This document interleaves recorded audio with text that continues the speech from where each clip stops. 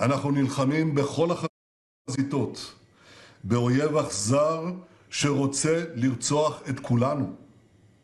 רק הבוקר הוא רצח 3 שוטרים בחברון. ראינו את האכזריות הבלתי נתפסת של רוצחי החמאס ב7 באוקטובר, וראינו אותה שוב במנהרות מתחת לרפיח.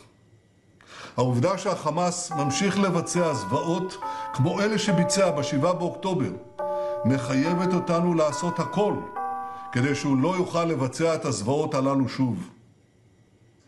אזרחי ישראל, המאמצים שלנו לשחרר את חטופינו נמשכים כל העת. מאז חודש דצמבר, חמאס מסרב לנהל משא ומתן אמיתי.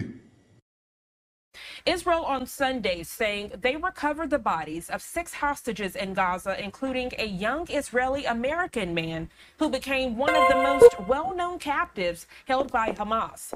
This as his parents met with world leaders and pressed for his release. The military saying all 6 had been killed shortly before the arrival of Israeli forces. Their recovery sparking calls for mass protests against Prime Minister Benjamin Netanyahu, which you did see just a minute ago in that video. And